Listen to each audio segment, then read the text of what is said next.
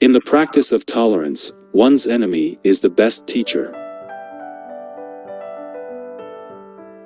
Through violence, you may solve one problem, but you sow the seeds for another. A lack of transparency results in distrust and a deep sense of insecurity. Anger is the ultimate destroyer of your own peace of mind.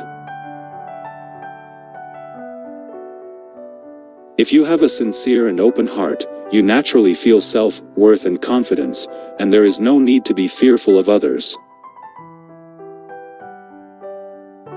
Too much self-centered attitude brings isolation. Result: loneliness, fear, anger. The extreme self-centered attitude is the source of suffering. When we are caught up in a destructive emotion, we lose one of our greatest assets, our independence. Violence derives from anger, and anger clouds our ability to think straight and properly assess what is happening. The best way to resolve any problem in the human world is for all sides to sit down and talk. Anger cannot be overcome by anger. If someone is angry with you, and you show anger in return, the result is a disaster. On the other hand, if you control your anger and show its opposite, love, compassion, tolerance, and patience, not only will you remain peaceful, but the other person's anger will also diminish. Generally speaking, if a human being never shows anger, then I think something's wrong. He's not right in the brain. Negative thoughts and emotions undermine the very causes of peace and happiness. In fact, when we think properly, it is totally illogical to seek happiness if we do nothing to restrain angry, spiteful, and malicious thoughts and emotions. Just as we employ physical hygiene to protect our health, we need emotional hygiene, the means to tackle our destructive emotions, if we are to achieve peace of mind. Anger and aggression sometimes seem to be protective because they bring energy to bear on a particular situation, but what needs to be acknowledged is that that energy is blind. It takes a calm mind to be able to consider things from different angles and points of view. Problems will always arise, but we need to address them differently.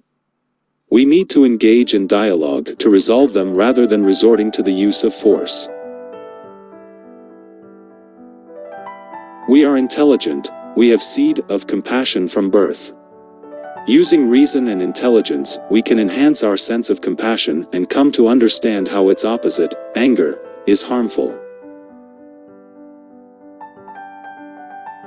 As human beings, we need to assess whether anger has any value. It destroys our peace of mind. Compassion, on the other hand, brings optimism and hope. In a world where people easily fall under the sway of anger and hatred, we need love, tolerance, and contentment. You may have all the physical amenities you need to be comfortable, but if you have no peace of mind, they won't make you happy. On the other hand, if you have peace of mind, you'll be happy whether you have those amenities or not. Letting yourself be overtaken by negative emotions leads to suffering. Therefore, it's important to recognize the shortcomings of an unruly, undisciplined mind. If you train your mind, you'll suffer less.